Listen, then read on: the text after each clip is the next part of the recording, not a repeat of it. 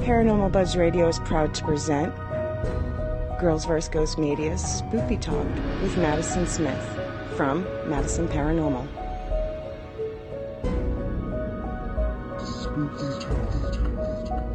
You can find Spooky Talk every other Sunday, 6 Eastern, 5 Central, right here, live on Paranormal Buzz Radio. Be sure to join in the live interactive chat by going to Spreaker.com or downloading the Spreaker app for all devices.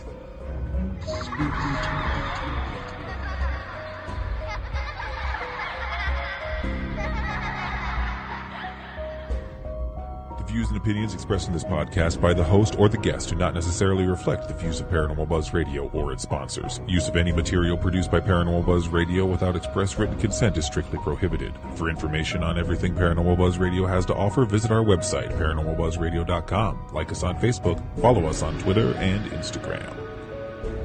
Listener discretion is advised.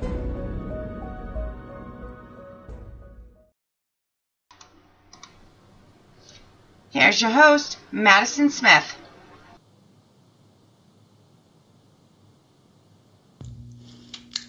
Hi everyone, I'm Madison Smith. I'd like to welcome you all to Spoopy Talk with Maddie. Tonight's guest is someone out of Transcend Paranormal, so give a big spoopy welcome to Steve Dills. Hey, how's it going? Hello, how are you? I'm pretty good. I cannot complain. Nobody would listen anyways. How about you? I'm doing pretty good myself, thank you for asking. Awesome.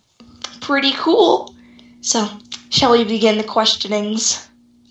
Sure. Hit me with what you got. Okay. So, how long have you been investigating, and when did you first figure out you wanted to investigate? All right.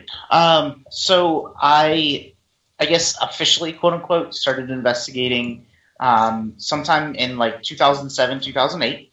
Mm-hmm. That's literally when I first got my car. I could first start driving myself to places.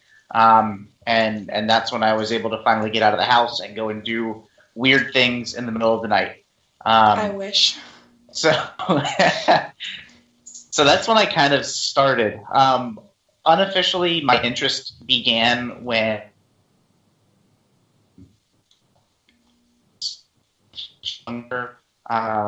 I was in elementary school, and we had just moved to a new, we moved from Pennsylvania to Virginia, brand new house. All of my friends obviously were all back up in Pennsylvania. And this house that we first moved into was fairly active. There was a lot going on in that house, and it wasn't an old house. It was a new build. Not something like you walk up to it and you're like, okay, that's definitely haunted. There's the windows are all covered and everything. It was literally just a new build, and just I guess we picked the wrong house. So looking back, I'm grateful because that's what got me into the paranormal. But at the time, it was definitely it was pretty scary. It was pretty scary living in that house for the 2 years that we were in there. So that kind of got me questioning a lot of the paranormal. Why does this go on? Why is this happening? All those sorts of things. And so once I finally got a car, I was able to go out and do some of this stuff. Mm-hmm. Okay. And if you don't mind me asking, what exactly happened in that house? So it first started with I would wake up in the middle of the night to doors, the bedroom door or the closet doors opening and closing. I'm dead. Yeah, it was like Poltergeist. So it was like doors opening and closing. I would often hear somebody whispering my name into my ear at night, waking me up. I would hear full-blown conversations coming from like another part of the house. I would hear the piano playing, waking up in the middle of the night and the piano is playing downstairs by itself. Those sorts of things. And then it started to escalate to where I would actually see things. So I would see a lot of shadow figures. One of the most prevalent was seeing a giant red orb, like visually seeing this. I'm a kid, and visually seeing this thing the size of a basketball floating through the air towards me, and that scared the ever-living daylights out of me. So that was probably one of the freakier things. I also experienced doppelgangers in this house, mostly of my pets. I would see, for example, this one time I remember clear as day. I'm walking around outside the front yard, playing, and I see our family dog in the front yard. So I'm like, well, we're in a pretty big neighborhood. There's a lot of cars that come through here, and normally if he's outside, he's on a leash. So I'm like, all right, come on, boy, let's get back inside. And so he runs around the corner of the house as if he was going to go inside through the garage. And I'm like, well, let me make sure that he actually gets inside. So I walk around, and he is nowhere to be seen. So I walk around the entire house, and then eventually I go inside, and I'm like, well, hopefully somebody let him in. And so I go into the living room, and my mom is sitting there on the couch watching TV, and the dog is sitting there next to her asleep. And so I'm like, well, he passed out pretty quick. He fell asleep pretty fast. And she's like, well, he's been sitting here for a while. So I would see that. I would see him inside the house when, if I was in the basement, I'd see him, walk into the room and then walk out, and then I find out that he was outside or something like that. And a number of different things in that manner. We'd have the typical lights turning on and off by themselves. The lights in the attic would turn on and off by themselves. It was literally just tons and tons and tons of weird things. That it was weird, and it was definitely not something that I would want anybody to experience, I guess. Not when they don't know, not willingly. Like, if you want to experience those things, that's cool, but I wouldn't be like, hey, go live here. Yeah, no thanks. Like, if I saw two of my dogs, I'd be like, okay, either my mom drugged me in the macaroni that I had this evening, or I'm just seeing double right now. Yeah, it was odd. It was one of the weirder things I've ever experienced is the whole doppelganger thing, and I've done a little bit of research into it. But I mean, there were a lot of things that just didn't quite add up at that house, and my experiences weren't the same for my family. They experienced different things as well. There was the females, so my mom, and when my aunts would come over and visit, they would all see this woman in a gray Victorian era dress, so like a big hoop skirt.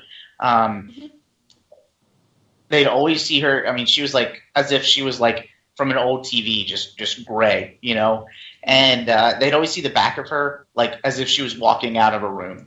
And so that was very prevalent with the women. I never saw her, and all of the experiences that I had, nobody else in that house had. So it was really weird. There were a lot of different things going on there. Come to find out, the area that the house sits on was formerly not necessarily Civil War battlegrounds, but there was a lot of troop movement right through the area, so that could play into it. I mean, that's my kind of prevailing theory, is that there's probably something that went on there, whether it was troops moving through the area or something that I guess caused a lot of this to continue to occur on that property. Probably whether or not there was a house there, I think it didn't make a difference. Stuff would have probably just continued to happen. Mm-hmm. Okay, and then Shay also asked, since it was new, does he think it was a land? So, kind of just answered that, but yeah, and the weird thing is, these the experiences that I was having was primarily so the house was a basement, first floor, second floor, and then a walk-up attic.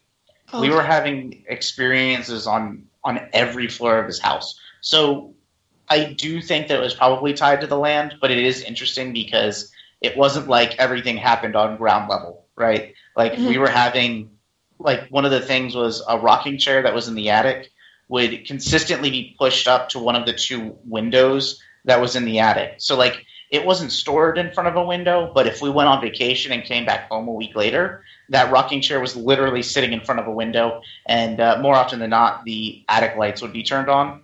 And it's not like, oh, we're going on vacation, let's turn on the attic lights. Like it would be turned off. And we'd come home and the lights were turned on, and there's the rocking chair sitting in the window. So it was pretty weird. Honestly, I'm good. Like, don't you just want to move in? Sure. Like, so was it just like storage up in the attic, or? Yeah, I mean it was literally just storage. That's where a lot of the I think Christmas decorations were kept up there. I didn't really go up into the attic a lot myself, because of course the attic is definitely creepy for fourth grade Steve. I was like, I'm not going up there. But it was weird. I mean, it was weird. Yeah, because I know that some people, like, they have rooms in the attic. Personally, we do not. Unless, like, my parents are just hiding one from me. But I don't think they're hiding anything. Yeah. Well, I mean, that could be neat. A little secret room. Like, I've only been up there once. So. Oh my god, same, honestly. Like a tiny little...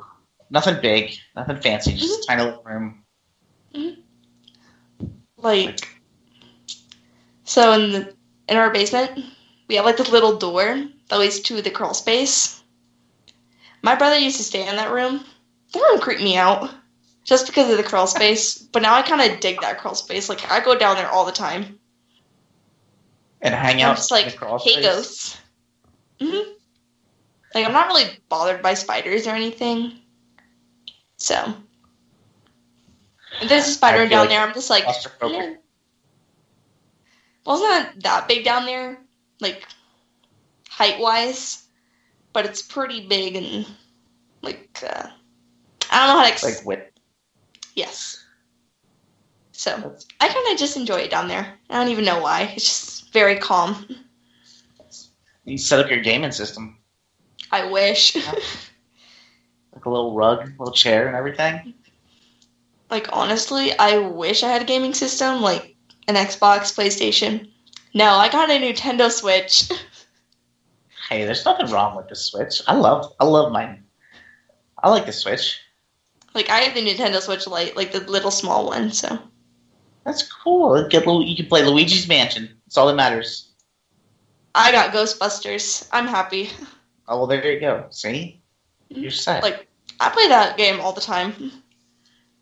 Like, I've not played it, but it looks fun. Got you. Hold up. Oh, here we go. We're gonna look at it. That does look good. The actual cartridge. Yeah, the cartridge is not actually in there. It's in my game in the other room, but. So I know we're on the radio show, but we're sitting in a Skype conversation, and she's showing me the Ghostbusters game box, and of it's course very she's wearing nice. a Ghostbusters T-shirt as well. So yeah, and then it's very matching. And my yes, Ghostbusters collection. Like, I have a bunch of Ghostbusters stuff. Like, if anybody ever comes to my house, you guys are gonna be judging me a lot. Like, no, it's cool. It's cool, man. It's only slightly weird, but I mean, like, that's the nice part about doing all this stuff. We're all weird. Mm-hmm. Nobody can say they're normal, which is fantastic. Yeah, like, I even have plushies in this freaking rocking chair. For no reason. I have Stay Puft, Slimer, a bigger Stay Puft over there with my hat, and then I have Peter Venkman. You get all the goods, all the things. I weird myself out a lot. There's nothing wrong with that. Like, I look in the mirror, and I'm just disappointed. No, it's good to be weird. Like, everybody is weird, so. Yeah. Everybody's secretly weird in some way. It's just, we decide screw it. We're just going to be actually weird. Enjoy. Yeah, like, just be yourself. You know? It's easier. Like, it's easier that way. Like, I know a bunch of people. I'm not weird. Excuse me. Saying the one who literally brought, like, 12 Barbies yesterday. Wait, what? This girl used to bring, like, 12 Barbies to school and then play with them at recess. I'm like, it's like the one who literally brings Barbies. That's an excessive amount of Barbies. I feel like I never. If I was going to be bringing Barbies anyway, I'd probably only bring like 2. Yeah, like, the thing is, it wasn't just the Barbies. It was like the pets and everything too. Get the like car, she brought the the Barbie house. She brought the house one day. Like one of those little I like can campers. Understand that. Yeah, I mean, where's Barbie going to stay while you're doing school? You know.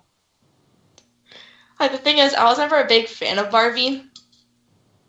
Like, I just never was a fan of Barbie. I don't even know why. I just didn't like it.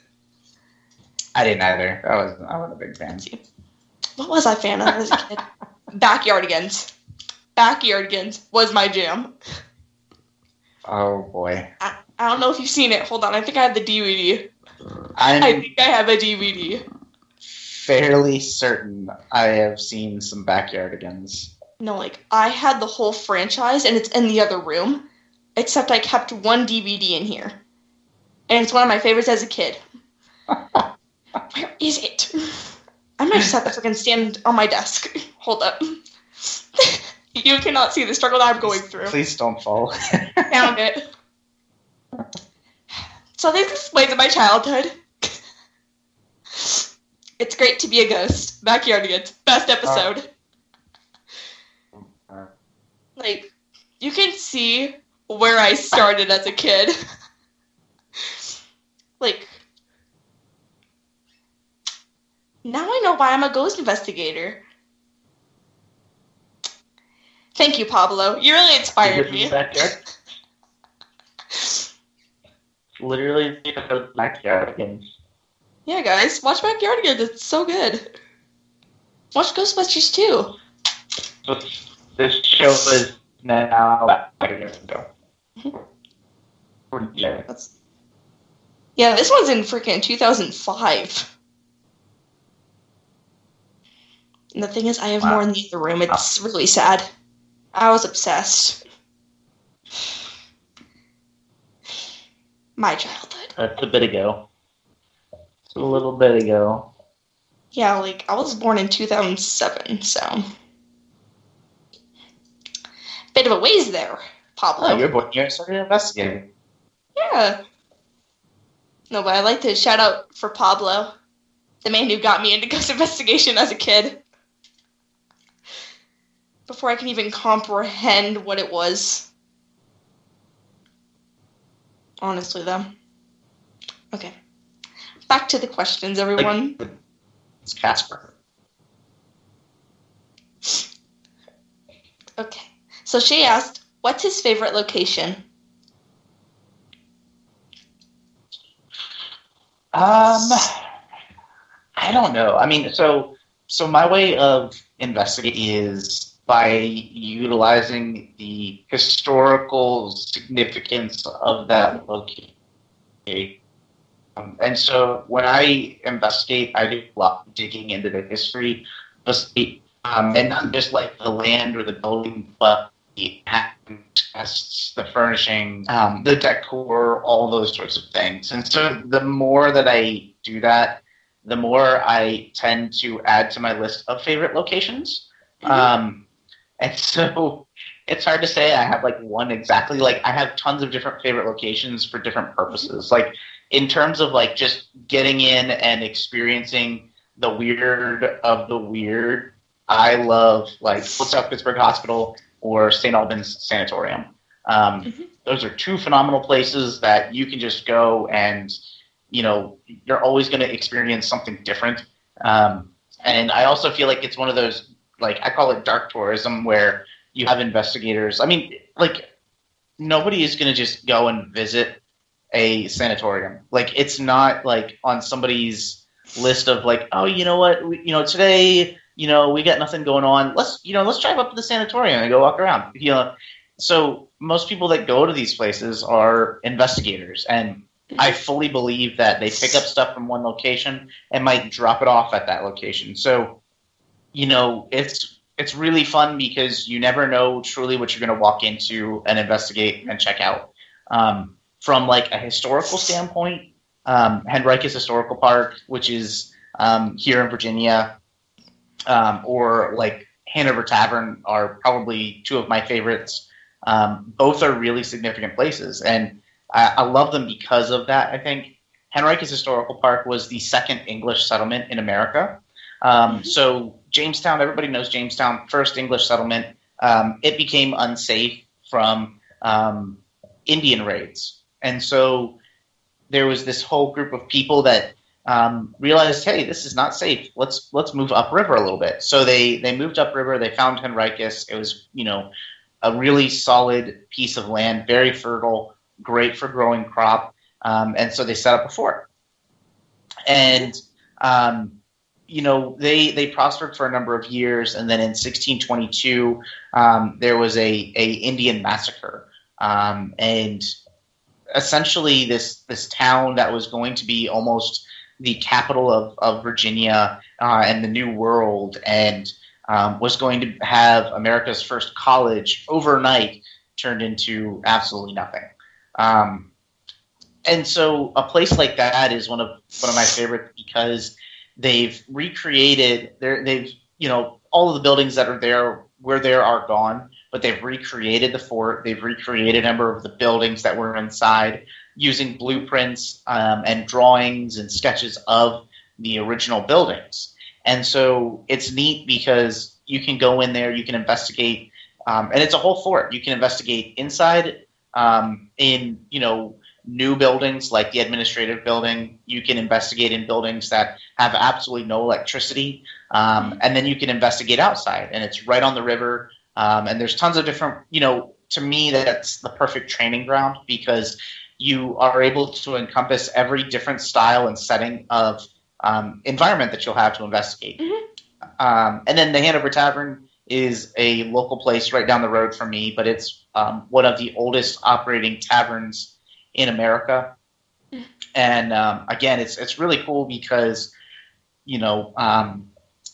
George Washington passed through its doors, Marquis de Lafayette, Lord Cornwallis, Rochambeau, Patrick Henry spent a lot of time there, and his life was directly influenced by the Hanover Tavern. Edgar Allan Poe had been there, a number of times, and so it's just really cool to be able to be part of some of those locations and learn the history, and then utilize that to investigate. So I don't really have like one particular favorite location. I just there's so many different cool things about each location. When the more I learn, the more they become part of that list to me. Mm-hmm. Okay. And then Shay also asked, how many is on your team? So we actually, when we first started out, it was 3 to 4 members. Today we are 15 members strong.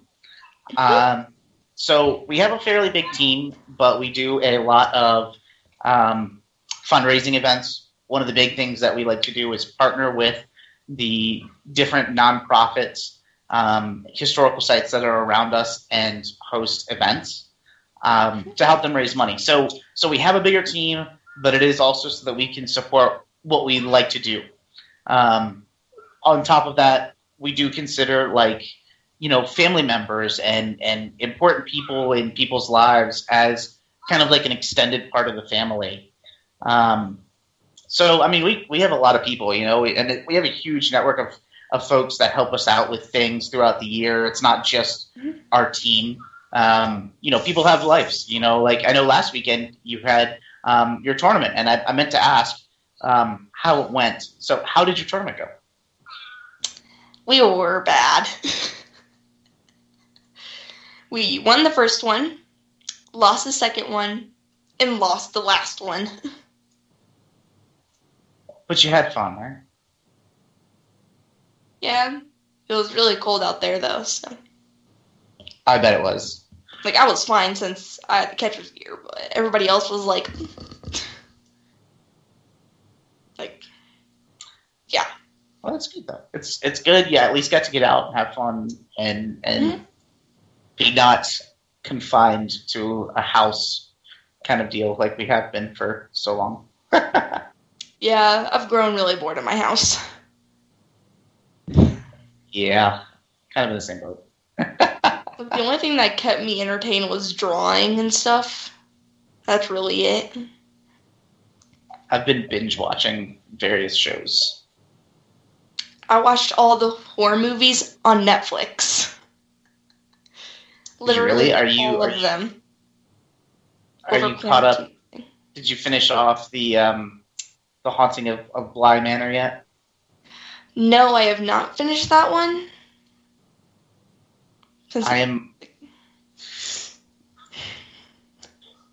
Go ahead, I really you go. want to finish it. I really want to. Like, I want to start it and finish it. I'm on like episode 3, but my team keeps talking about it nonstop, and I'm afraid that if they continue to talk, they're going to get detail. Like, I've got to binge this so that they don't say something, and then I pick up on something.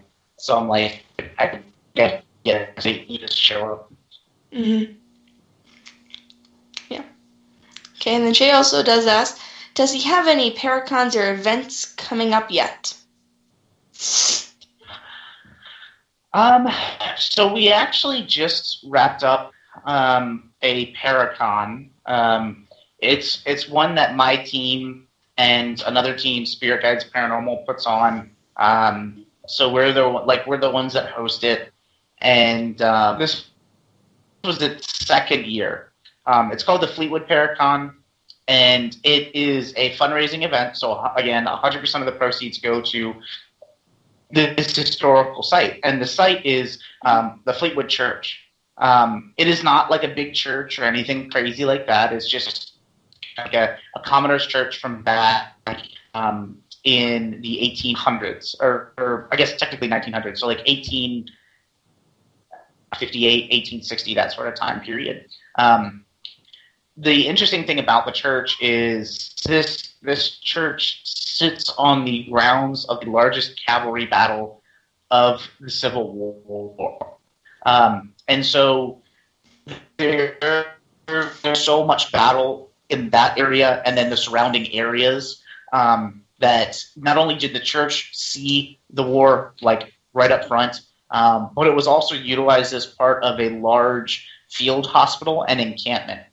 And so the church, the original church from like 1858, I think it was, is gone. We're not sure if it like burnt down during the war, if it was destroyed, what exactly. We do know that in the foundation of the church, like the bricklaying, they've actually found Civil War bullets embedded into the brick. So we know that like the foundation is definitely old.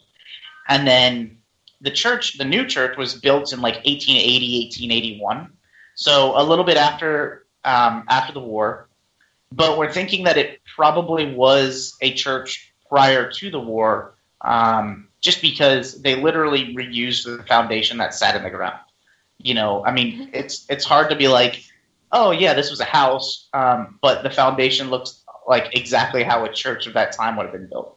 So we do a fundraiser, and this was our second year, but we do it to help raise money for the church, so that it's one man that owns it now, and he's trying to restore it because it's sat dormant for many, many, many years, and his hope is to restore it fully to what it looked like, and then open it as a museum, and then on Sunday mornings as like a place to go and worship. Like not denominational. If somebody wants to go and utilize the church to practice their own religion, whatever it may be, then they can do so. And so, that's, to me, it's really, really neat because you don't see a lot of these common small churches. A lot of the stuff that's been saved over the years are these massive, massive buildings. So it's a lot of fun. We had our first year, we raised $2,500, I think it was, somewhere around $2,500. And we had 8 speakers, we had like 15 vendors, and we had a good amount of folks that came and supported and helped out and everything. This year, we were a little afraid of how things were going to go because we weren't quite sure with the pandemic going on if we were going to be able to do it or not. But ultimately, we decided to go for it. I mean, the event itself is held outside, so we're like, all right, well, we're already pretty safe with that. We'll just ask people to wear masks. And we had 16 speakers this year. We had over 30 vendors. We had a few hundred people come through, and we were able to raise over $4,600 in one single day, and all of that went to the church. So it's going this year. All of the money is going to be apportioned to restore the steeple. The steeple is like the last spot that any water is coming in, where it needs to be fixed up so that it's structurally sound. And so that's where all that's going to this year, which is awesome. So our hope is that, if we move forward and the plan is to host the Paracon next year as well, then hopefully we'll be able to see that money, already in the building, that its work has been done and that the steeple is restored. So that's one we just wrapped up. In terms of like upcoming stuff, we have a lot. I mean, I'm sure it's the same for you, but October is always crazy busy with events. And then we're doing, again, another, something brand new, but we're doing a Paracon at the Hanover Tavern, which is one of my favorite places in my long list of favorite places. And again, that's one of those things where it's all a fundraiser. It's all to support the tavern. And it's just, it's to have a good time, get people together. Hopefully they learn something. One of the biggest things I like to do with these Paracons and these events is bring speakers from like different styles of investigating. Like, I like to investigate with a scientific focus. So I like my data loggers, my EDI. I like to use my EMF detectors, night vision cameras, all that sort of stuff. But there are friends of mine that are more in tune with, going more of the medium and psychic route and stuff like that. There are just so many different ways that people investigate the paranormal. And so my hope is that I kind of encompass that and share, hey, there's more than one way to do this. Like there's enough space for all of us in the field, and check it out. Like maybe my scientific focus is not something that interests you, but maybe this person's view, maybe that's what interests you and gets you into the paranormal, gets you asking these questions, gets you curious, and then you dive in. So that's the hope, is like really build out this full array of different people, different viewpoints, and then bring it all together under one roof. So Fun. All right. So far we have 4 questions in the comments. All right. No, it's fine. It's fine. Darren's here. He's very talkative in the questions, which is not a bad thing, Darren. I'm sorry. Okay. Oh, is Darren on? Yeah. Tell Darren I said hi. Well, I could. Hi, Darren. I don't know why I'm telling you to tell Darren I said hi. Hi, Darren. How are you? Yeah, he says hi. Totally can't hear him. Just talking to myself right now. Yeah, he can't hear me. Can't hear me. Can hear. Alright. So the first question we have. what are your views on shamans and what they bring to an investigation? Sorry, Anita English. Jeez. Like I said, I am open to really, I guess, anything. Like I said, I definitely approach the paranormal from a scientific perspective. I like to measure things. I like data. I like looking at numbers. However, I do have a really good friend on my team that is psychic, and she definitely brings a different viewpoint and a different skill set and a different set of knowledge to our investigations. And so what we'll do is I don't rely on her. Like if we walk into a building and she's like, oh, there's an older man over there on the right-hand side in the corner, and he says his name is Bill. Like, I want to be able to utilize that and see if we can validate that or verify that in some way. And so if that's, utilizing audio recorders for an EVP, if it's, whatever that method is to work parallel with whatever that individual is saying. And so like a shaman, I got no issue with that. I think it's really cool just bringing in different people, different perspectives, and different ways that they approach it. I mean, somebody like a shaman is definitely going to have a different energy than somebody else that's on that investigation. And so what they bring to the table is unique. It is very, very different than like the typical, I guess, way that you see investigating done today. My big thing is can I validate or verify what they're experiencing or what they say they're experiencing with some of my equipment. If I can do that, that's where I feel like I've hit a home run. Nice. Okay. Another question. How do you feel about pregnant women going on investigations and the chances of the woman or baby getting possessed? That's from Darren. I think, there's definitely health precautions, and I think that's the same with anything. They always say, like, if you're, older, prone to, X, or if you're pregnant, then don't go to like a haunted house or something like that. Yeah. I think, you need to be comfortable, and that person needs to be comfortable with what they're about to do.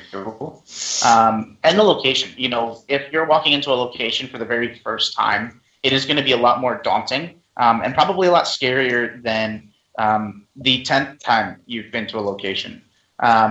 So, I think it really depends. Like if it's somebody that is very comfortable with it, this is not their first rodeo, if you will. It's not a place that anything negative is, I don't necessarily see an issue with it so long as that health is the main concern. If you're seeing an elevated heart rate, adrenaline, all of those things could cause issues. And so health to me would be the primary concern.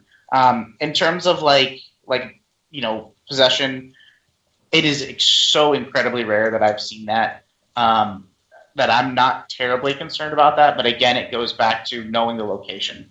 Would it be something where I'm like, hey, let's go to, St. Albans or something. If that person, if that woman doesn't know that location already, isn't comfortable with it, and doesn't already fully know, hey, these are the things that you might experience, that is the big thing. Like, they need to know what's going on, what's going to happen, that sort of stuff. Walking into a client case, I probably would shy away from that. Again, because it's kind of a grab bag. You don't know what you're going to experience. You don't know what's going on. You don't know what you're opening yourself up to energy-wise. So it, in terms of a possession there, possibly, because you don't know. You don't know what you're walking into with a client case. So mixed feelings on it. All right. So this is from somebody else. Eye of the Beholder asks, how long has he been in the field? So I have been kind of I guess, officially or quote unquote professionally, even though I don't think there's any professional in the field. been investigating since about 2007. That's when I first was able to get out and start really, doing research and getting into the field. All right. Then there's Darren again. What gets you excited about the paranormal field? To me, I think there's a few different things. The history for me is one of them. When I first started investigating, I just was looking to answer my own personal questions on the paranormal. It wasn't until we got to our first historical site, which was Henricus, that I really began understanding and realizing that history is paramount. It is key to understanding the hauntings and paranormal ongoings at a location. And so when I get out and I investigate, one of my favorite things to do is learn the history of a location, so that I can utilize that when investigating. I also like to share the locations with people. And so that's why we host events. That's why we do a lot of these fundraisers for nonprofits. Is our hope is that, like, not only do we get to have fun investigating, but we can also share the site with other people. And so hopefully, they find that it's not just about, like, going on a ghost hunt. You know what I mean? It's like, hey, wait a minute, there's more to this. Like, we need to know the history. And then hopefully with that, they realize that they love history, or they fall in love with the historical site that we're at, and then want to volunteer or come back for another event, or just, talk about those historical sites. And so to me, something that I really love about it is being able to share that, being able to share my passion, not only of the paranormal, but of history, and just exploring. I mean, there are so many cool places that we've been able to go when we're investigating, like, kind of behind the scenes, if you will, of some of the really neat different places we've been to. There's a theater here in downtown Richmond called the Bird Theater. And a lot of people in Richmond have been to the Bird. They've seen a movie there, but not many people have been to the basement. And below the building is a natural spring. And there is a room, if you go down there into this basement, there is a room, you go through the door, there's a metal walkway, and the natural spring fills up right in this room. And so it's absolutely freezing in this room, no matter what time of year. You open the door and it feels like you're walking into an ice box. And it's just really neat to be able to check out these things, because everybody always talks about, oh, I heard that, there's a spring under the building and all that. And I'm like, well, I can confirm that because I have walked into that room. Like, I've seen that with my own eyes. So that sort of stuff is really neat. Mm-hmm. All right.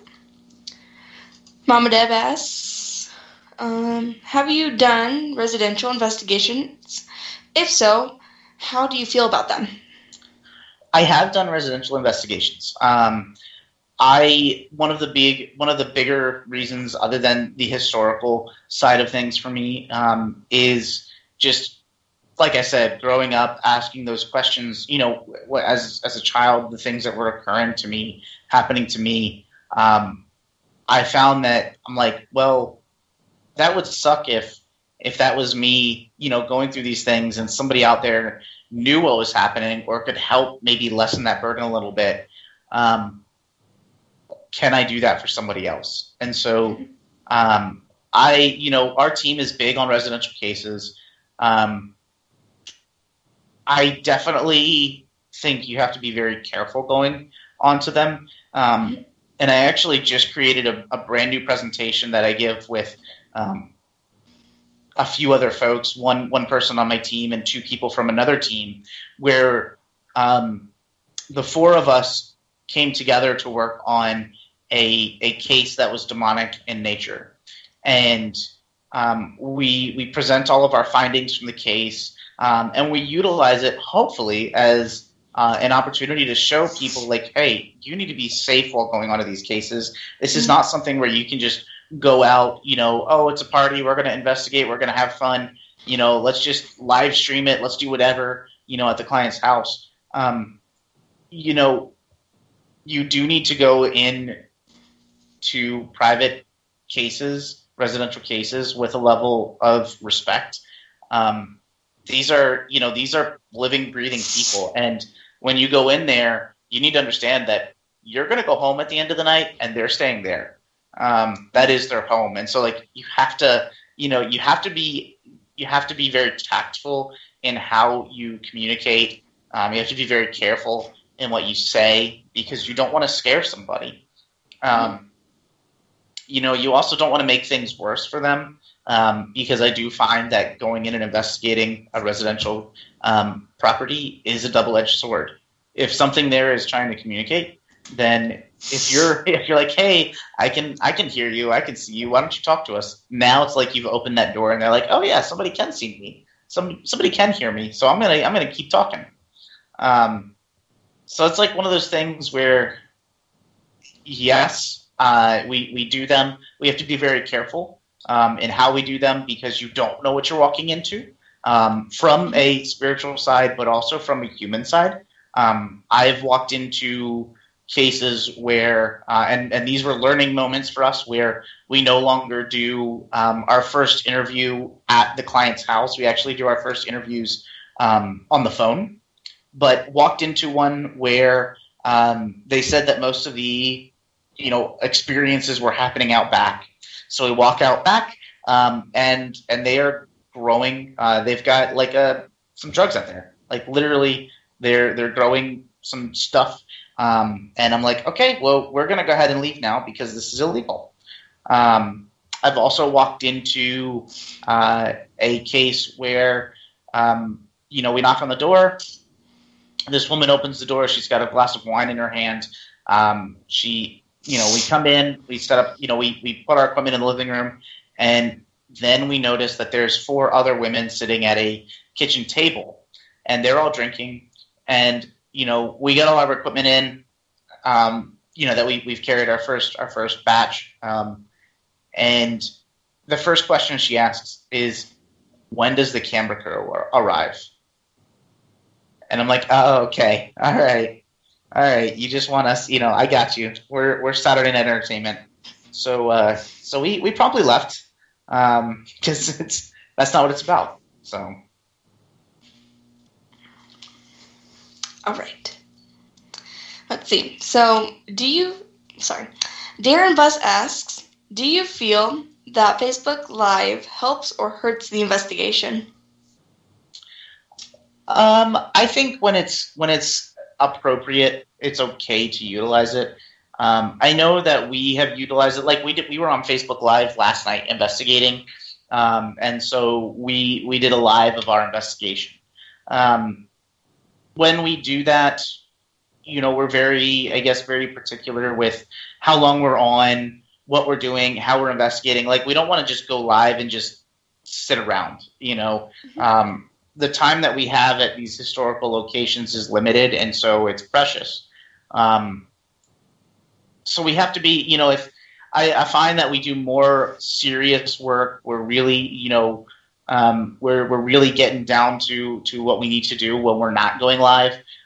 So we'll do a little bit, but we generally don't live stream an entire investigation from start to finish, because we feel like that's not really for us, I guess.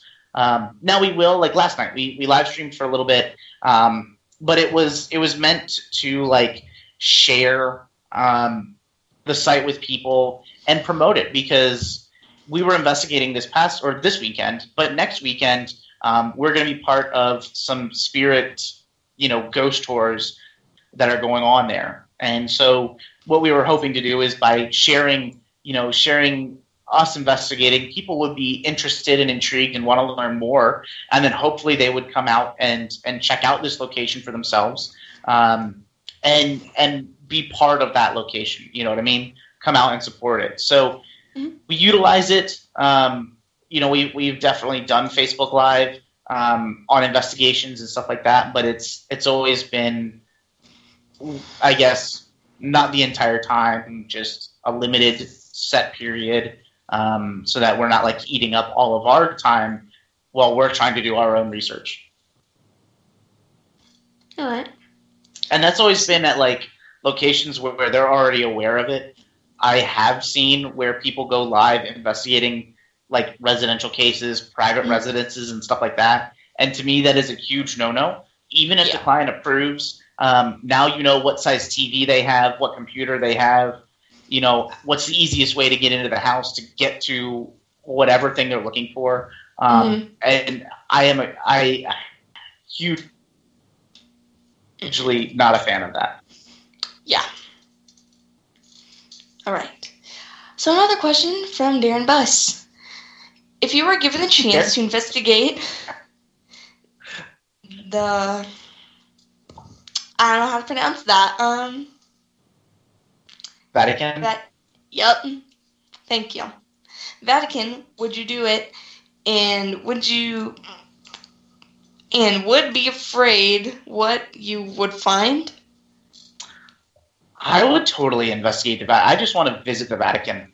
The Vatican, visiting the Vatican is a bucket list item for me. And so that would be amazing. I know that there is a lot of relics, religious relics and artifacts that are locked up in the Vatican. So the likelihood of this happening is zero. But if I had the opportunity, I feel like that would be one of the coolest things ever. In terms of would I be afraid, I have no idea. I feel like such a religious place like that, there's with those artifacts and those beliefs, I'm sure that there's something that would hopefully occur that would change my understanding or view or approach to the paranormal. You know, I think it would be really neat, and I think it would definitely alter the way that I investigate in the future. So I don't know. I don't know if I'd be afraid, but I'd definitely be super interested. I'd go for it if I was given the opportunity, 100%. Fun. All right. Another question from Darren. Do you think you could handle watching an exorcism being in front of you, or would you walk away from it?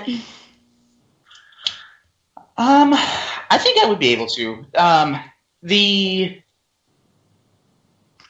To me, you know, I think because that is something that I have run into.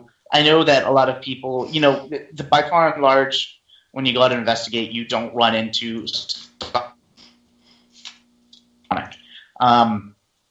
Unfortunately, I have. And it's not like, oh yeah, you know, every year. But it is definitely something that I have encountered. I know that from an exorcism standpoint, there are different levels of exorcism. I don't think I would even be allowed to be part of, an exorcism should, for example, the Catholic Church be involved. Generally, that's pretty tight-knit of who can be in the room when that occurs. The other thing is it's not like a one-and-done deal.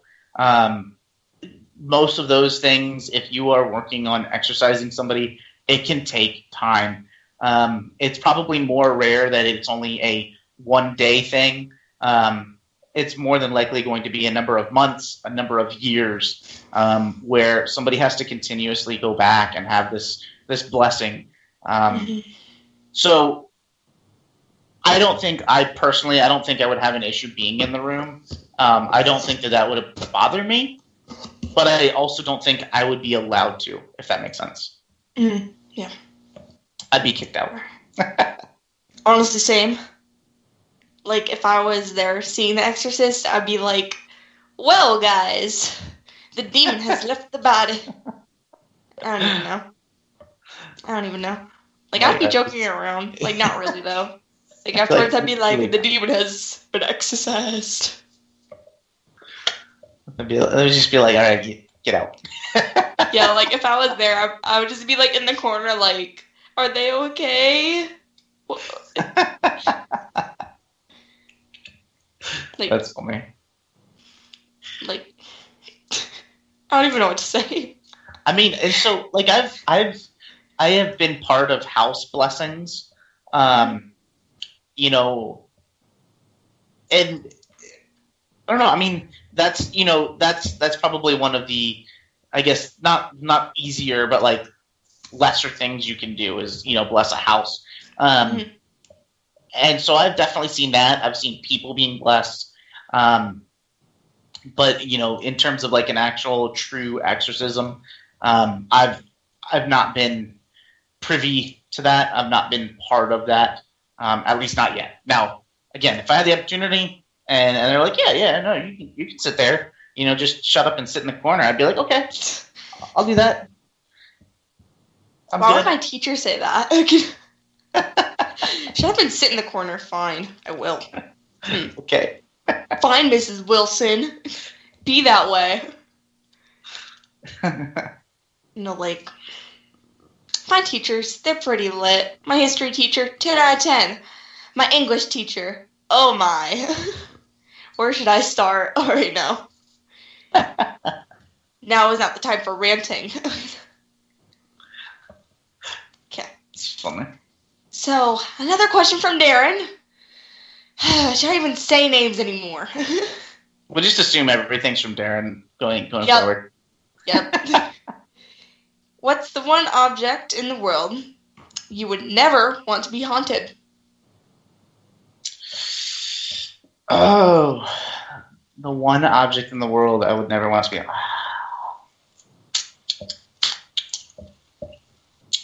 I don't know. I mean, I feel like it would be like a world altering thing. Like, I don't know. Maybe I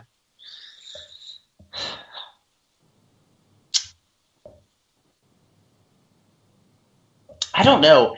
I know for example, there's a case that always travels with the president, and inside are a set of codes for nuclear detonation. I feel like if that case was haunted, that would probably be a really bad thing. So I'm gonna go with that one. All right. I'd have to go with the fridge. With a fridge. Yep, just a fridge. Just a fridge. It's like, what are you scared of? Ghosts? What are you scared of? Oh, Cookie Monster. No, because all my food's in there. Right I kind of need to eat. Or, God dang it! Why is stop tangling? Stop. Yes, thank you, Shane. Shane says the nuclear football. That's the word I was looking for. That I feel like would be a terrifying thing. Like, if it was like haunted and there was some sort of like persuasion to set it off or anything like that. That would be bad. Yeah. Another thing would be my catcher's gear.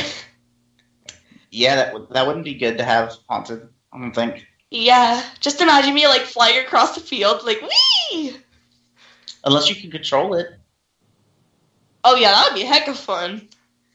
You could be like Harry Potter. Yes. Or what's her name, Matilda?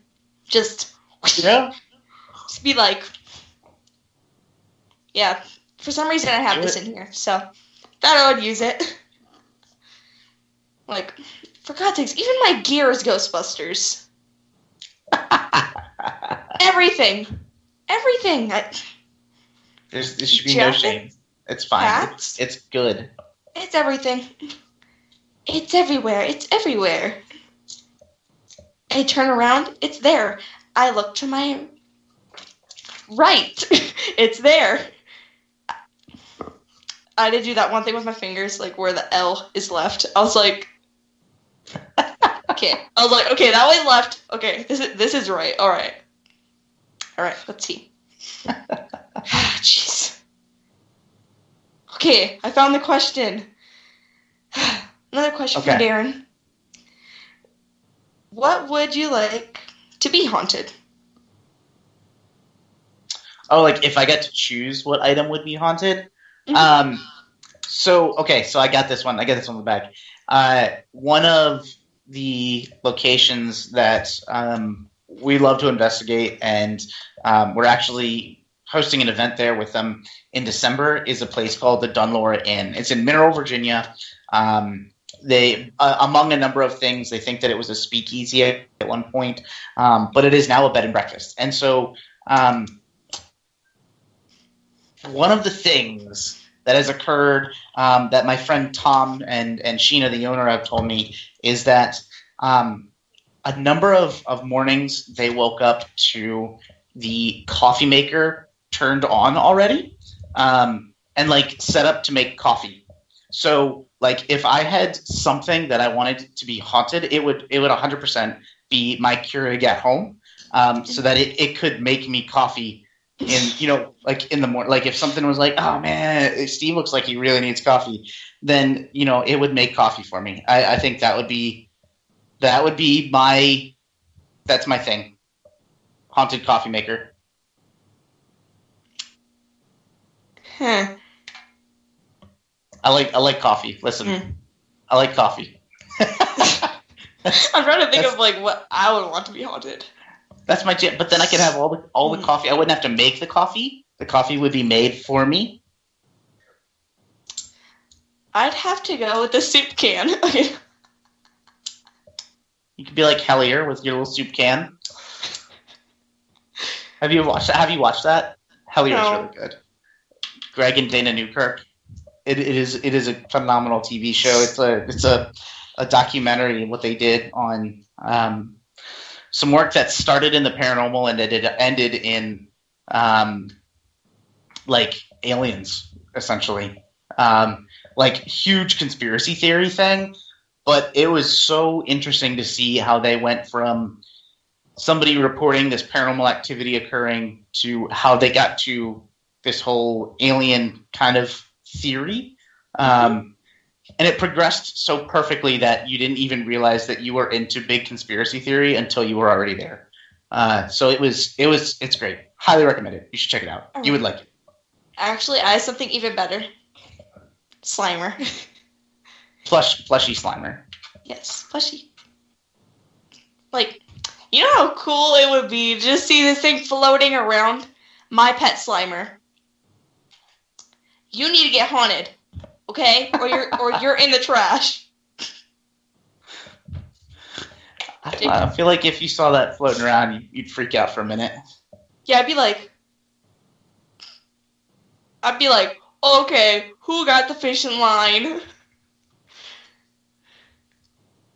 Like, if I even saw something floating around, I would just sit there and be like, well, guys, I guess there's a demon in my house now. Guess I'm moving out. All right, I'm done. Guess who's getting an apartment? Look up to my new apartment, guys. Freaking. Alright. So before we do wrap this up, would you like to shout out your social medias or anything? Link? Yeah, sure. So everything I do is under Transcend Paranormal. So if you want to check us out at Transcend Paranormal on Facebook, Instagram, Twitter, and transcendparanormal.com, that is where you can find us. We have a full list of events this October, including investigations, ghost tours, all that sorts of things, and fun stuff. If you are in the Virginia area, please come and hang out with us.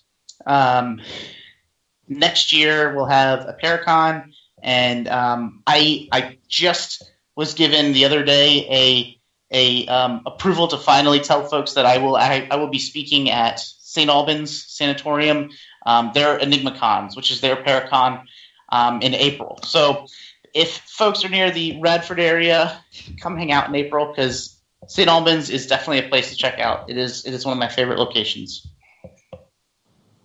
All right. Is that all? I think so. I mean, I could keep going on, but, Go ahead. Okay. Yeah, let's just sit here for another hour, guys. How's that sound? We're here for another hour. Okay, guys, the show must go on.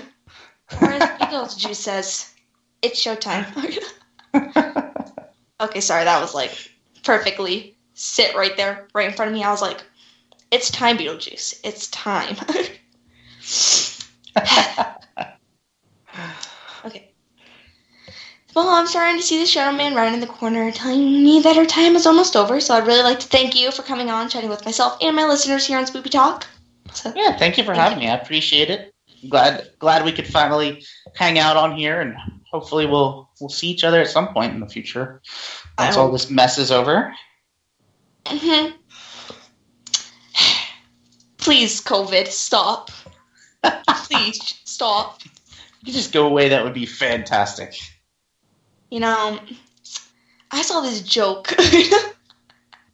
Before we go, we might as well end this off on a good note. I saw this thing. So there's this vet with this light-up board thing outside their, whatever the heck they're called. Right? Yeah. And they had it spelled out, 2020 is written by Stephen King. I was like, yes.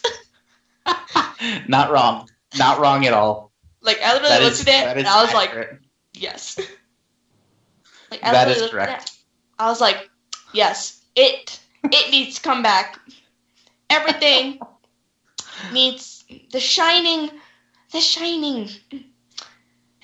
Instead of the snow blocking them in, it's COVID blocking them in. It's COVID. This is how this is. Like, Shout out just to imagine. Stephen King for 2020. What if they made a movie which was based off The Shining, except instead of being snowed in, it was a pandemic, and they had to stay there for like months on end. And then they slowly just went insane. 24 weeks later, zombie movie. What could we call it? The 2020. You tried to... That actually, that's a good title. Actually, I like that one. I like that. The quarantine. You know, only if I had a piano, I could do like the thing, like the quarantine. Okay. Honestly, you need to start filming. You need to copyright this. Start filming. Get a film crew.